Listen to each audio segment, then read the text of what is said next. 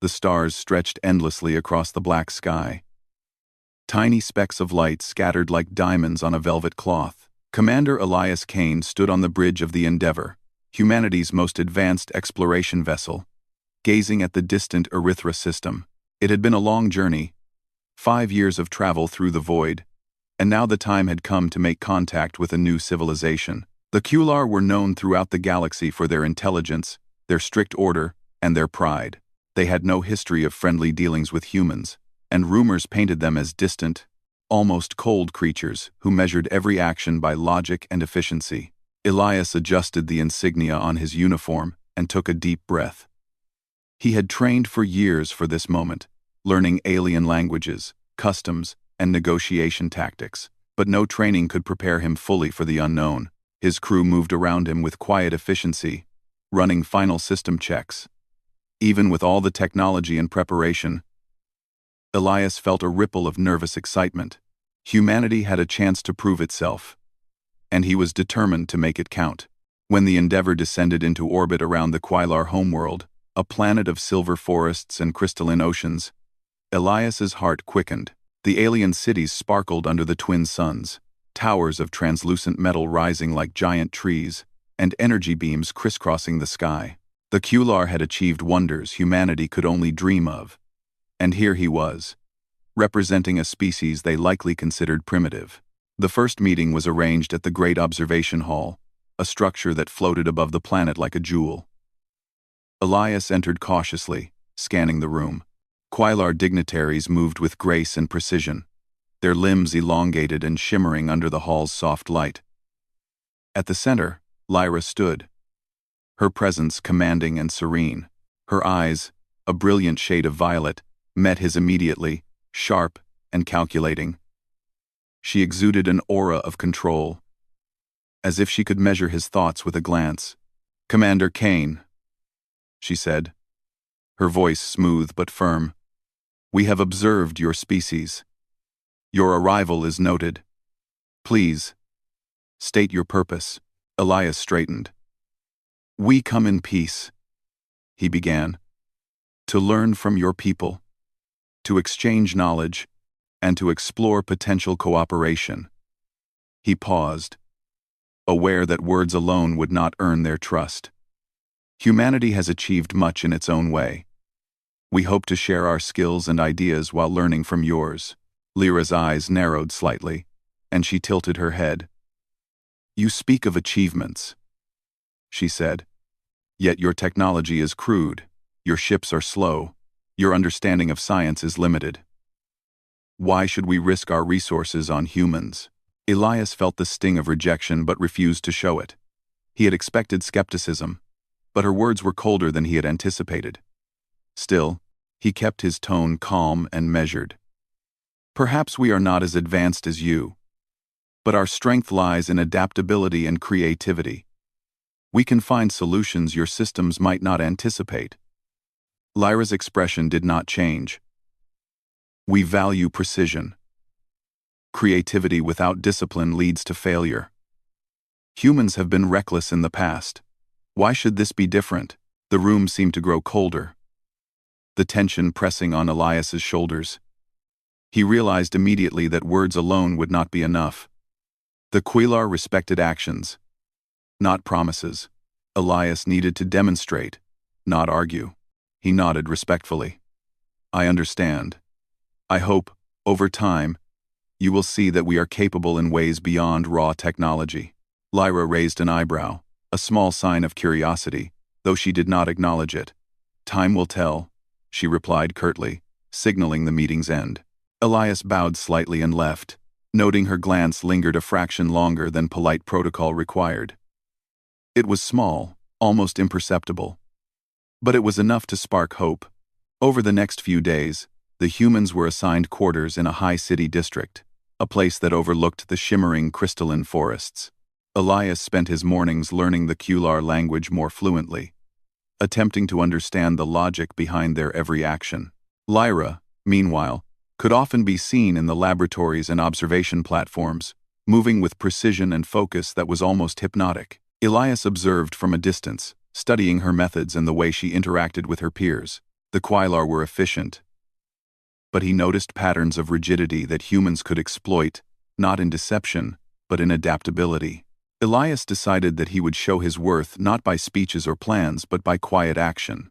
He began assisting in minor repairs and adjustments around the Quailar facilities, using human improvisation and ingenuity to improve efficiency without interfering with their systems.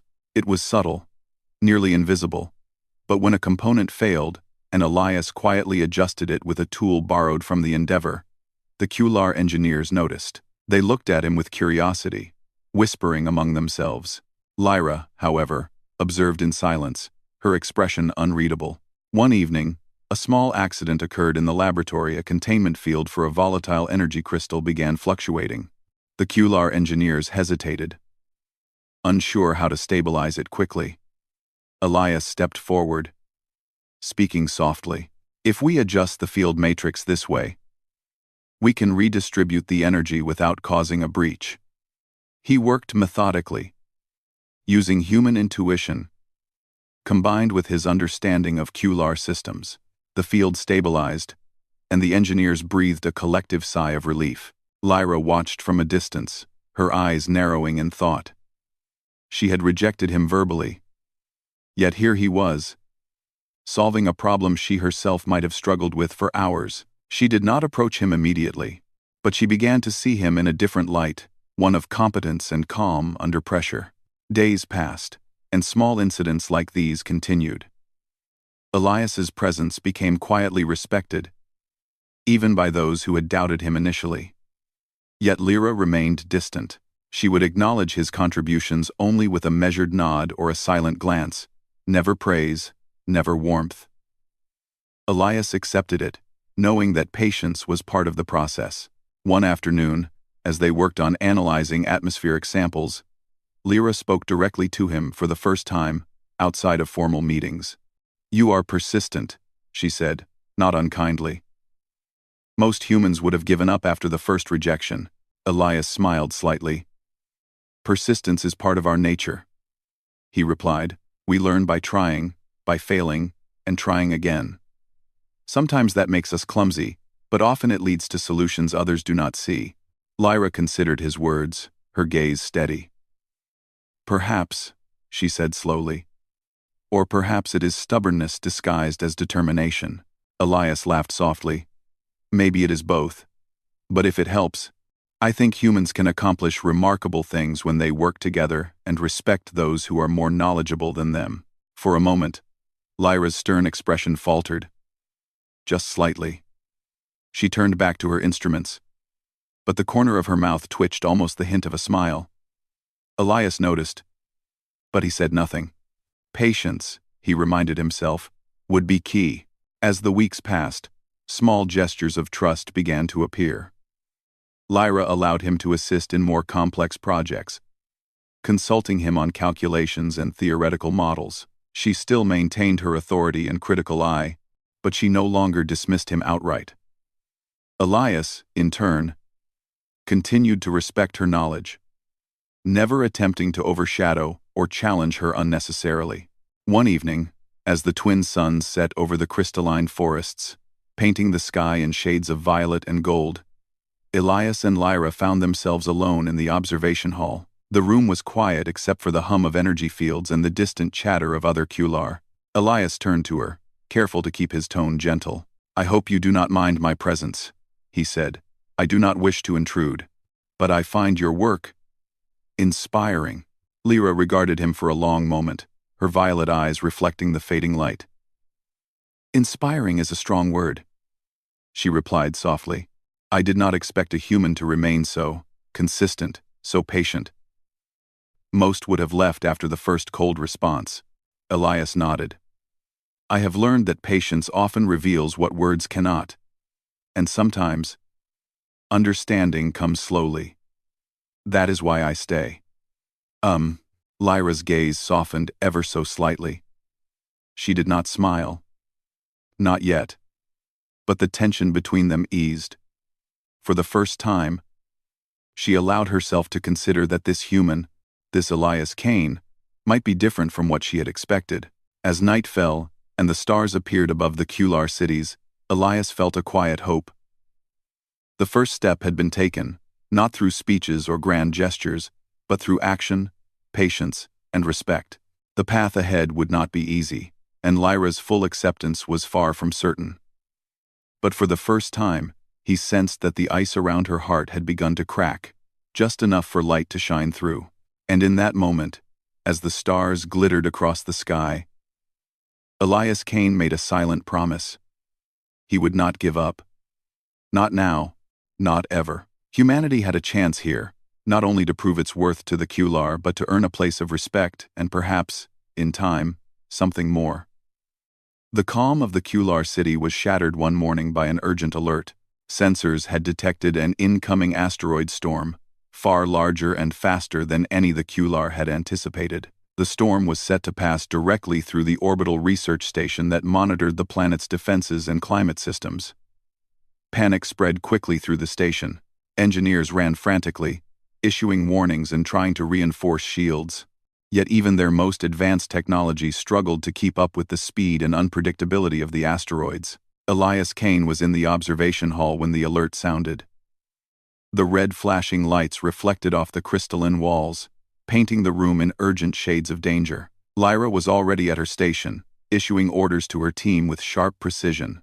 Elias watched her for a moment, noting the calm efficiency in her movements despite the growing tension. There was no room for error here, and the lives of the Kular, as well as humanity's first chance at trust, hung in the balance. He stepped forward. "Lyra," he said, keeping his voice calm, "I may have a solution. It is unconventional, but it could stabilize the station's shields and redirect the smaller asteroids." Lyra turned sharply to face him. Her violet eyes narrowed, scanning his expression. "You mean to suggest a human solution will outperform Quailar systems?" she asked, her tone a mix of disbelief and challenge. "It is not about outperforming," Elias replied. "It is about supplementing. Quailar systems are precise but rigid. I propose a flexible approach, one that allows the shields to adapt dynamically to the asteroid paths." Lyra's lips pressed into a thin line. She hesitated, considering, while engineers looked at each other, uncertain. Quailar culture did not favor improvisation, and trusting a human suggestion was unheard of.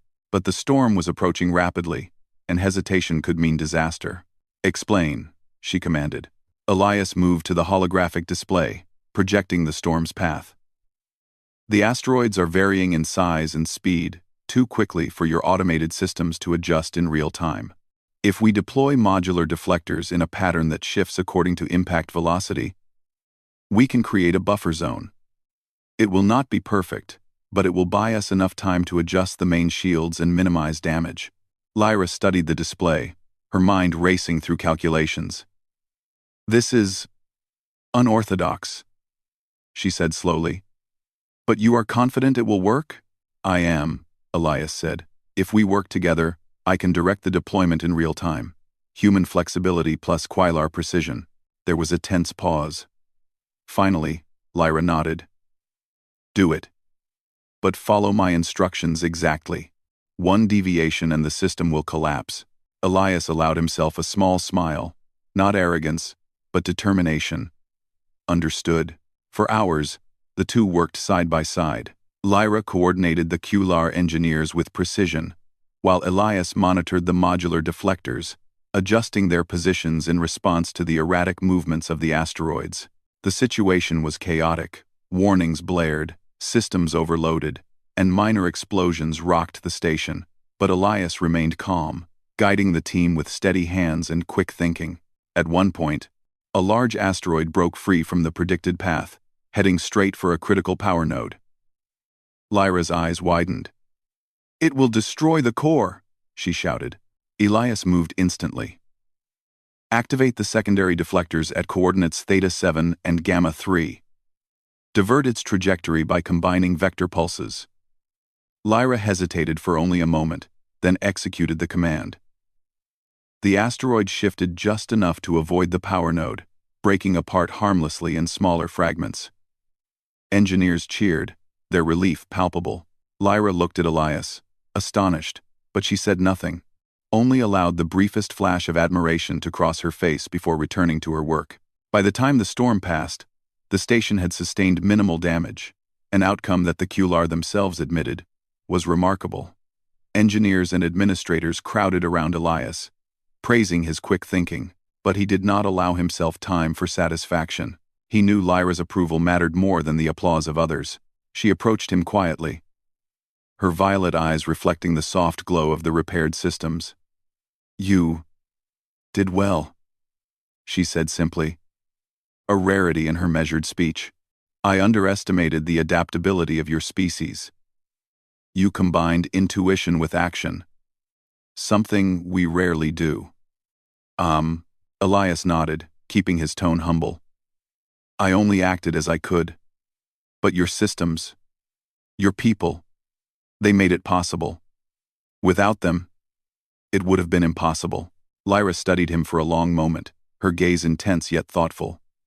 "You are persistent," she said finally. "Most humans would have panicked, or frozen in fear. You adapted. That is what we do," Elias replied quietly. "We adapt, we survive, and we learn from those who are better than us." A hint of a smile touched Lyra's lips, almost imperceptible but enough for Elias to notice. For the first time, he felt that perhaps the walls she had built around herself were beginning to crack. In the days following the storm, Elias continued to assist the Kular with various repairs and improvements. He worked in laboratories, adjusted energy grids, and even helped optimize transportation networks. Each time, he approached the task with humility and respect, never flaunting his ideas, only demonstrating their usefulness through action. Lyra, meanwhile, began observing him more closely, often lingering nearby during his work. She asked questions not to challenge him, but to understand his thought process. In quiet moments, she allowed him to explain human logic and improvisation, a concept foreign to Kular culture, which prized precision above all. One evening, as the twin suns set over the crystalline forests, Elias and Lyra found themselves walking through the observation gardens. The air was cool, carrying the scent of alien flora, and the city below shimmered in gold and violet hues. "You move differently than your people expect," Lyra said, breaking the silence. "You do not fear failure in the same way. You accept it and learn quickly. That is unusual." Elias smiled. "We do not have the luxury of perfection. We make mistakes, and then we fix them. Sometimes that makes us clumsy, but it also allows us to solve problems that others cannot." Lyra considered this, her expression thoughtful. "Perhaps there is merit in your approach. Perhaps humans have something to offer that we have overlooked." Elias looked at her, sensing the shift. He had no illusions. Trust and respect were earned slowly, not granted freely, but the acknowledgement in her tone was progress. "I hope you will see that we can work together, and that humans can be more than you expect." Lyra's gaze softened ever so slightly. She did not smile fully, but the tension in her shoulders eased. "Perhaps," she said quietly. "Perhaps." The following weeks brought new challenges. A minor system malfunction caused a temporary blackout in part of the city's power grid, threatening critical research experiments. Elias was again at the forefront, helping the engineers reroute energy and stabilize the grid. Lyra watched him, her admiration growing with each successful intervention. She began to recognize a pattern. His persistence was not stubbornness, but a quiet determination to solve problems without harming others or taking unnecessary risks. During a particularly long night, as the stars glittered above the observation hall, Lyra finally allowed herself to speak more openly. "You are not like other humans," she said. "Most would have demanded recognition or bragged about their contributions. You do not." Elias shook his head. "Recognition is not my goal. Understanding, cooperation, success, that is enough. Humans have learned that the world is bigger than any one person. What matters is what we accomplish together." Lyra's violet eyes softened further. "It is admirable and frustrating," she admitted. "I find myself questioning my assumptions about your species. Elias smiled, sensing that the first real step toward trust and connection had been taken. Questioning assumptions is the first step toward understanding, he said, and understanding leads to respect, sometimes even friendship. For the first time, Lyra allowed herself to imagine a future where humans were not inferior, where collaboration could lead to discoveries beyond what either species could achieve alone. She still maintained her authority and her distance, but a seed of curiosity had been planted. As the city settled into quiet night, Elias looked out at the stars, feeling a quiet satisfaction. The asteroid storm had been the first test, and humanity had proven its value. Lyra's respect, though cautious, was growing, and in that respect lay the possibility of something greater, not just cooperation, but mutual admiration, and, perhaps one day, a deeper connection. Elias knew the path ahead would be long and uncertain. Lyra was brilliant, proud, and wary. But he had learned that patience, humility, and action spoke louder than words, and if he continued to earn her trust, he believed that the wall she had built around her heart would continue to crumble, revealing the warmth and respect hidden beneath. For now, the city slept under the twin moons, unaware of the quiet bond forming in its observation towers. Elias Kane, human among Quailar, had taken the first steps toward winning not just their trust, but the admiration of the one he had come to care about most. And in that quiet night, as the stars shimmered above, the promise of a new beginning felt almost within reach. Weeks passed after the asteroid storm, and life on the Qular homeworld returned to a steady rhythm. Elias Kane continued his work alongside Lyra, gradually earning more of her trust. She allowed him into more complex projects, where his unique human approach often produced solutions that the Qular themselves had not anticipated. Yet, for all their progress, both knew that the real test of their partnership had yet to come.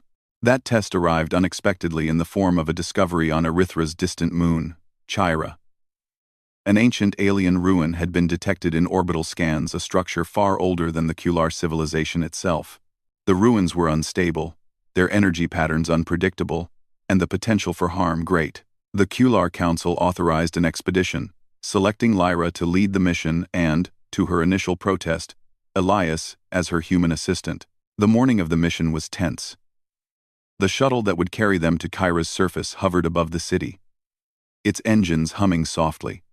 Elias checked his equipment, making sure every tool, every instrument, was ready. Lyra approached, her expression serious. "Commander Kane," she said, her tone formal. "This mission is critical. One misstep could destroy the entire site. Your human intuition may be useful, but do not overstep your bounds."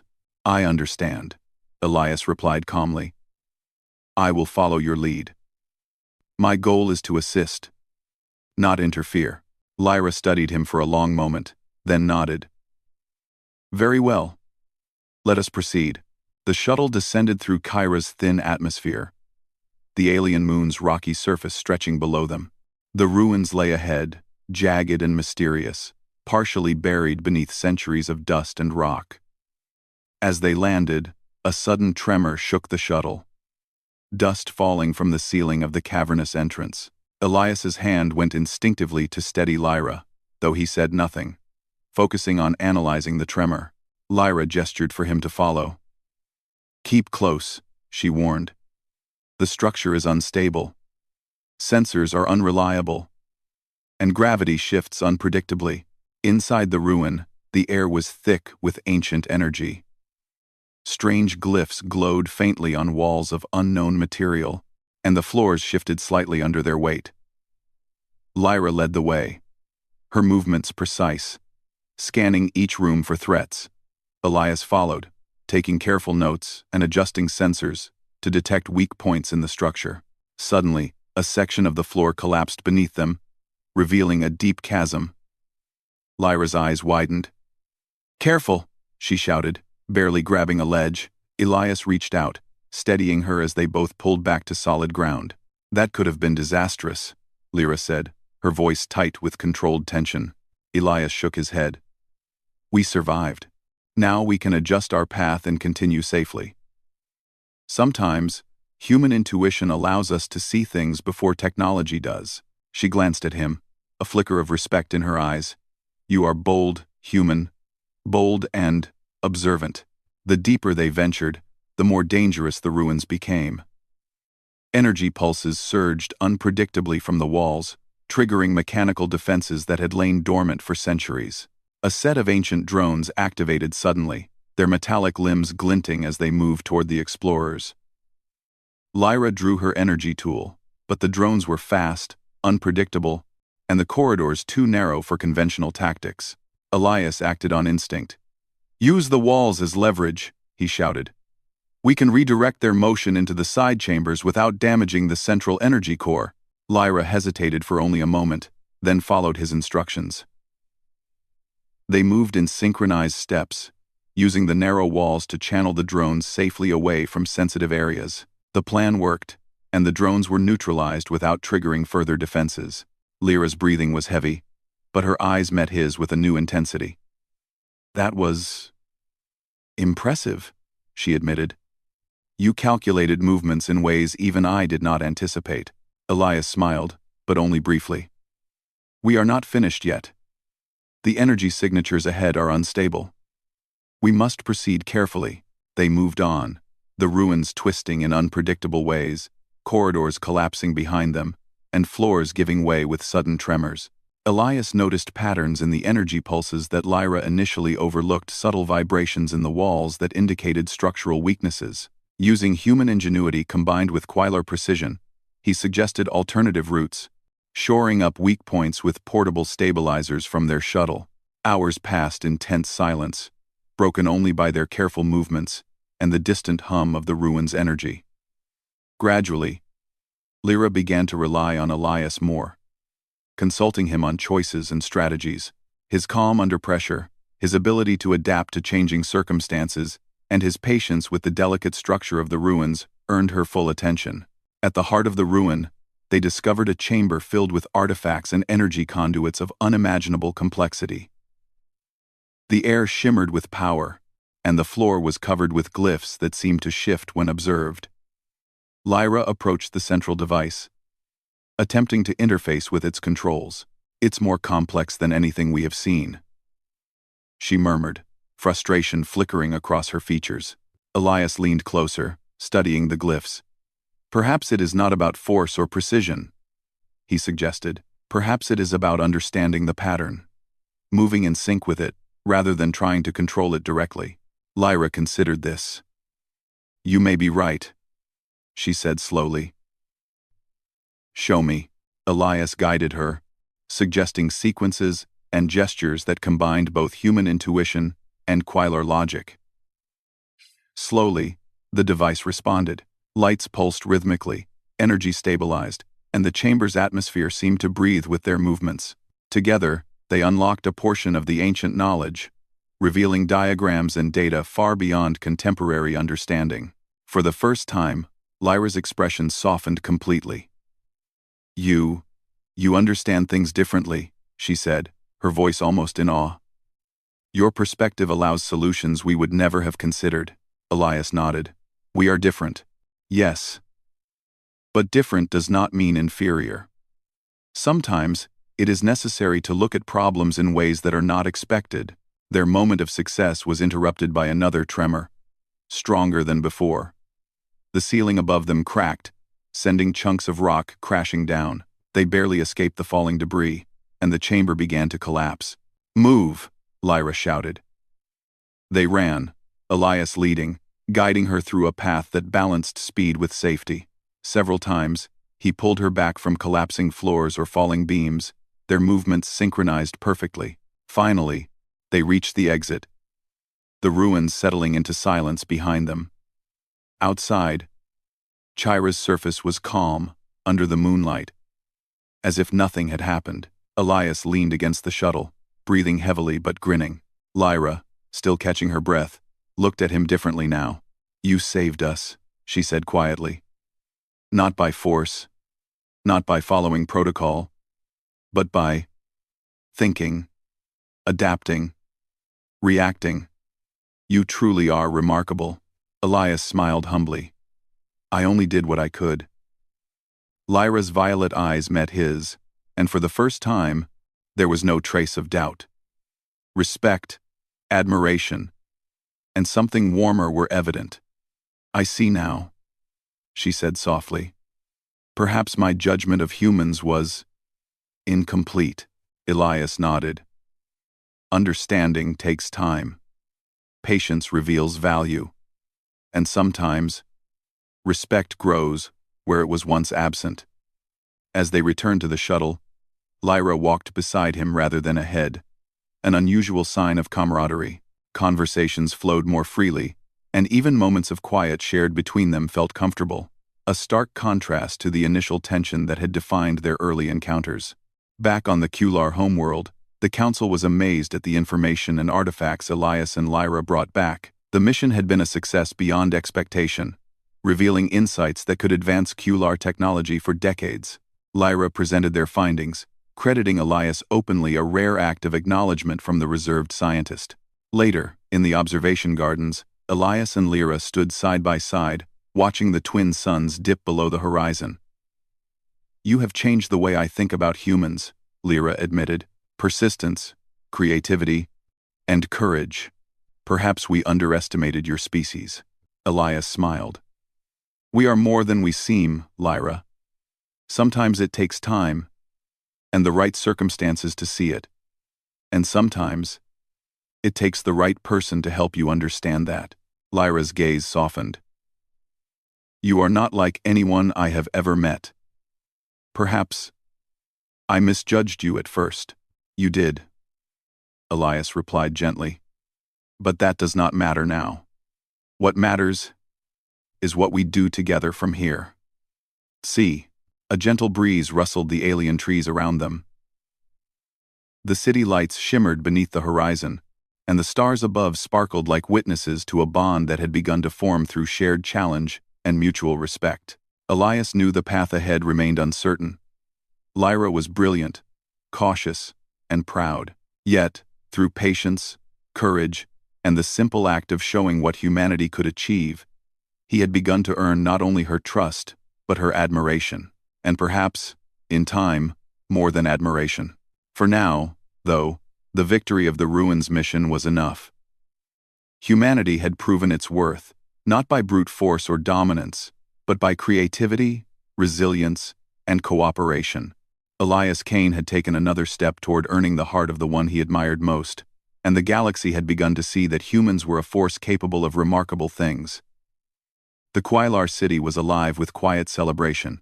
Word of Elias Kane and Lyra's successful mission to Kyra had spread quickly, and the Council formally recognized the two explorers for their contributions. Scholars and engineers crowded the observation halls, examining the artifacts and data brought from the ancient ruins. Humans and Kylar alike moved through the city, sharing knowledge and exchanging ideas. It was a rare moment of unity, a glimpse of what could be achieved when two civilizations worked together. Elias stood at the edge of the observation balcony, gazing out at the crystalline forests below. He had spent many nights in this city, studying, assisting, and learning, and now, he could finally see that humanity's efforts had not been in vain. The Kular had begun to see humans as equals, as collaborators, and perhaps even as something more. Lyra approached, her violet eyes calm and thoughtful. She had remained quiet through the Council's ceremonies, observing rather than participating. But now she stood beside him. The Council has approved further cooperation, she said. Joint research projects, shared technology exchanges, and, most importantly, they have begun to trust humans.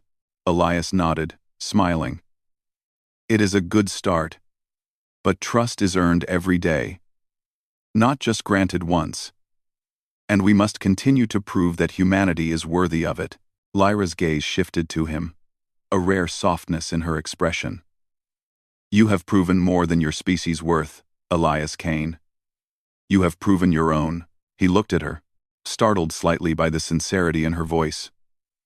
For months, she had maintained a distance, her respect cautious and measured, but now, It was clear that she saw him not only as a capable human, but as a person whose courage, patience, and ingenuity had made a difference.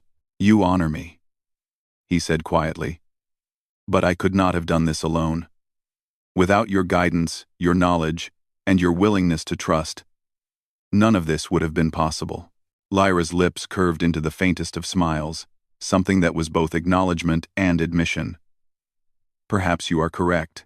Cooperation is the key, even between species, and perhaps, through it, we can accomplish more than either of us imagined."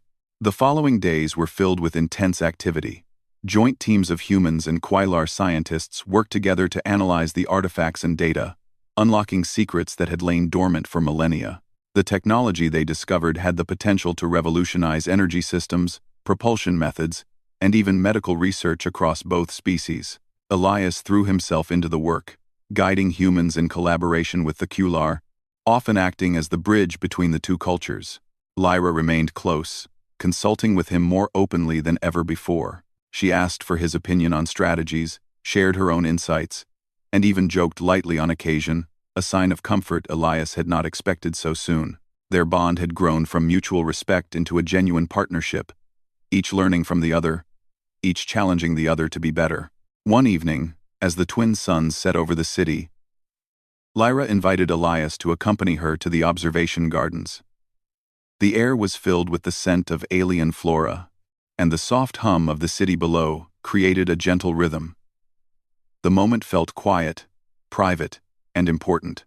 "You have changed much about my perspective," Lyra began, her voice measured but not cold. "I once believed humans were reckless, limited, and unworthy of consideration. Now I see differently. I see courage, ingenuity, and resilience. I see a species capable of remarkable things, and I see you, Elias Kane, as a prime example of that potential." Elias felt warmth spread through him. "I only did what humans do best," he said softly. "We adapt, we persist, and we learn. But it is easy to do so when I have had the guidance and support of someone as brilliant as you." Lyra's eyes met his, and for the first time, there was no hesitation. "I misjudged you at first," she admitted. "And yet, you never wavered, never let my rejection stop you. You persisted not out of arrogance, but out of patience and respect. That is why I now trust you completely. That is why I—" She paused, taking a deep breath. "Admire you." Elias smiled, his heart steady despite the intensity of the moment. "Thank you, Lyra. That means more than words can express. And I admire you as well. Your brilliance, your discipline, and your dedication inspire everyone around you, even a human like me." The sun dipped below the horizon, painting the sky in shades of violet and gold. They stood together in silence, the bond between them strengthened by shared trials and mutual understanding. Humanity had proven itself to the Qular, and Elias had won the admiration of the one who had initially rejected him. In the following weeks, the partnership between humans and Quailar flourished. New research stations were established, combining human adaptability with Quailar precision. Joint exploration teams set out to study other moons and planets in the system, discovering ancient structures, unique ecosystems, and even signs of long-extinct civilizations.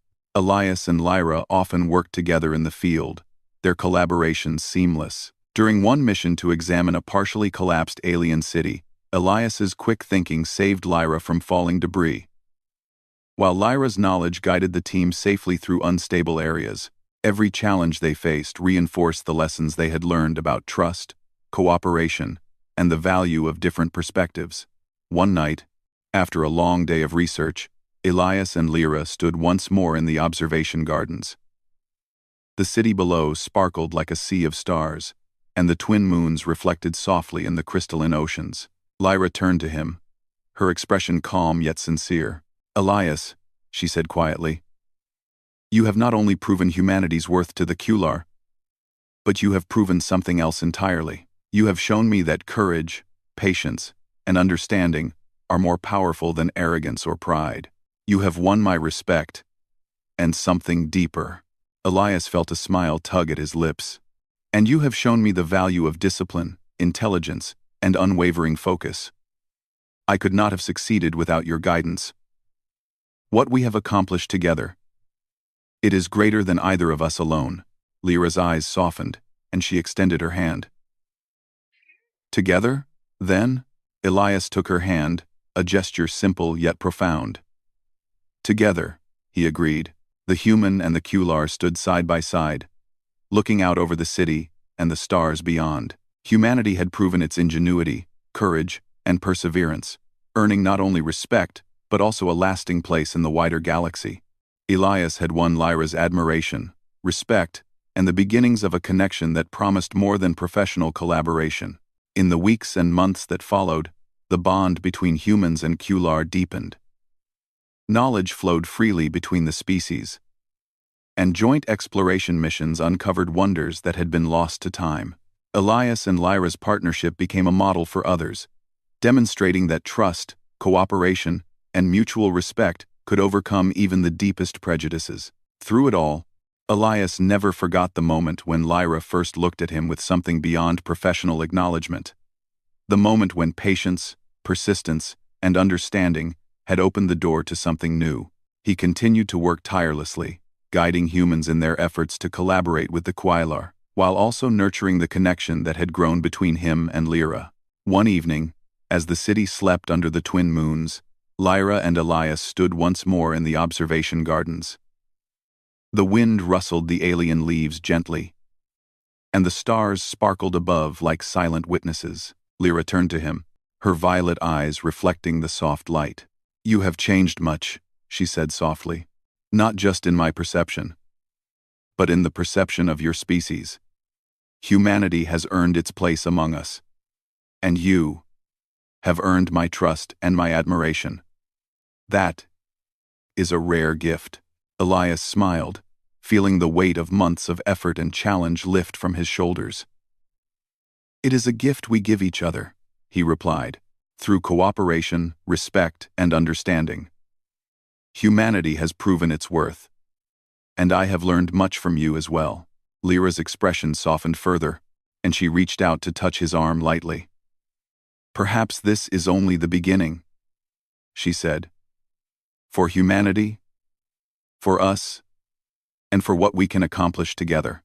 Elias nodded. "Perhaps it is, and I intend to see it through, whatever challenges lie ahead." The twin moons rose higher, casting silver light over the city and the forests beyond. The stars seemed to shine a little brighter that night, as if celebrating the union of two worlds, two species, and two hearts that had found understanding, respect, and admiration in each other. For Elias Kane, the journey had been long, filled with challenges, rejection, and uncertainty. But in the end, patience, courage, and human ingenuity had won the day. Lyra, once distant and critical, now walked beside him as an equal, a partner, and someone who had come to admire the very qualities that had allowed humanity to succeed against the odds. The galaxy stretched endlessly before them, filled with mysteries and challenges yet to be faced. But Elias knew one thing with certainty. With persistence, respect, and understanding, humans could achieve greatness, and perhaps, in time, even win hearts that once seemed unreachable. And as the night deepened, the city below glowing softly, Elias and Lyra stood together, looking at the stars, ready to face whatever the universe had in store side by side, as partners, as friends, and as two beings who had learned that courage, patience, and empathy could bridge even the widest gaps between worlds. Humanity had proven itself. Lyra's heart had opened, and the story of the human who never gave up had become a legend in its own right, a tale that would inspire both species for generations to come.